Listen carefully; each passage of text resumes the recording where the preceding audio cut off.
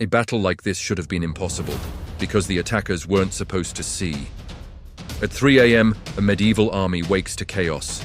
No torches, no horns, no warning. Men swing swords into pure darkness, while arrows fall with deadly accuracy. Command tents burn first, horse lines are cut. By sunrise, half the army is gone. The survivors whisper one word: demons. But it wasn't demons. It was soldiers who could see in the dark. Now rewind. For most of human history, night was a reset button. When the sun went down, armies paused.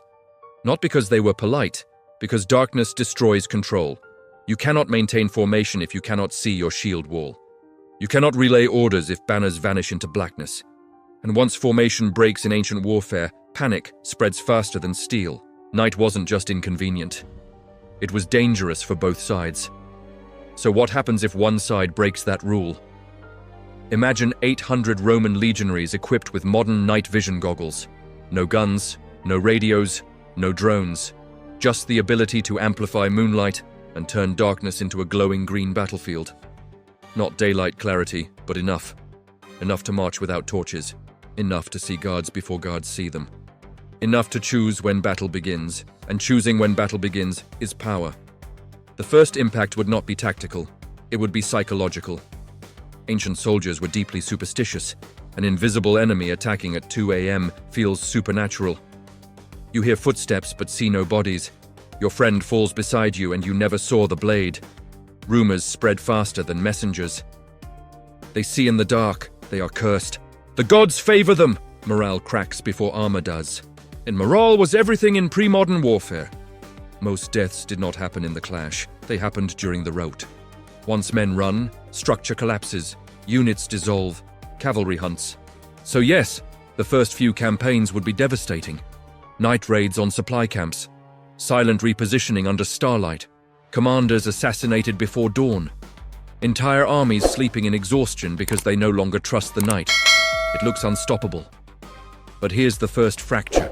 Ancient armies were massive, not elite 50-man teams, thousands, sometimes tens of thousands.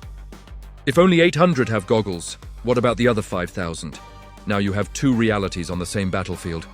One group sees clearly, the other stumbles blindly.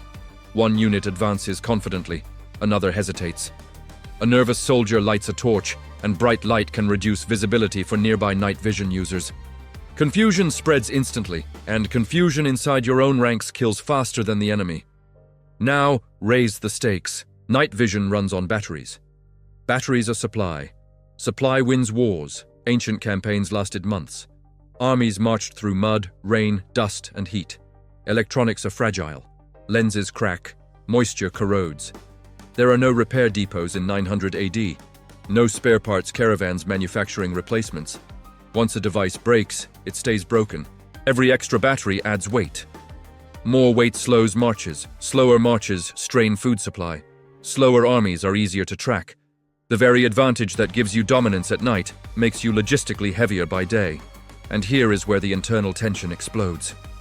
As weeks pass, working goggles decrease. Now your army divides into two classes, the seers and the blind. The seers conduct night raids. They get glory. They get priority batteries. The blind guard camp in darkness, exposed. Resentment grows. Commanders hoard functioning units for elite troops. Scouts argue over access. Soldiers start believing leadership favors certain cohorts. Technology has now created hierarchy instability, and if the general does not personally have reliable gear, he must rely on reports from men who literally see a different battlefield than he does. Strategic decision-making fractures. Trust erodes. This is the moment most what-if scenarios ignore. Technology does not just change combat, it changes power structures. Meanwhile, the enemy adapts. After a few massacres, they stop clustering in massive camps. They spread out, they dig trenches. They establish layered night patrols. They deploy noise traps, bells, broken pottery, trip lines. They reduce fire use. They stagger sleep schedules. They anticipate night attacks instead of fearing them. History teaches one brutal lesson. Every advantage creates a counter, and there is another hidden danger. Night vision gives sight. It does not give identification. Everything appears in shades of green. In fast-moving chaos, armor styles overlap. Two allied units collide unexpectedly. No modern infrared markers, no glowing armbands, a split-second misread. Friendly casualties spike. At night, panic multiplies. And panic in darkness spreads twice as fast as in daylight. So would night vision make ancient armies unbeatable? In the short term, absolutely devastating. Night assassinations, supply destruction, psychological dominance, control over tempo. It would win battles. But wars are not decided by moments. They are decided by endurance, food supply, disease control, weather survival, horse stamina, leadership cohesion. Night vision does not feed 20,000 men. It does not prevent dysentery. It does not stop winter from freezing a campaign in place. And once batteries drain, darkness returns equally to both sides. But now, the enemy expects you. The surprise fades, the myth fades, the edge shrinks. Here's my honest take. If I could give an ancient army one modern advantage, I'm not sure night vision even makes my top 3. Reliable long-distance communication might reshape command more profoundly. Basic sanitation knowledge could preserve more soldiers than 100 night raids. Even standardized logistics planning could outperform technological shock. Because throughout history, the pattern repeats, and technology wins battles, logistics wins wars. Night vision would turn night into a weapon. It would create terror. It would rewrite tactics temporarily. But without sustainable supply, maintenance, and structural adaptation, it becomes a fading advantage. And maybe that's the deeper lesson. The most powerful force in history was never who could see farther. It was who could sustain longer. So let me ask you this.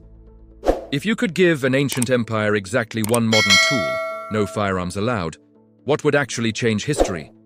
And would it survive the weight of logistics?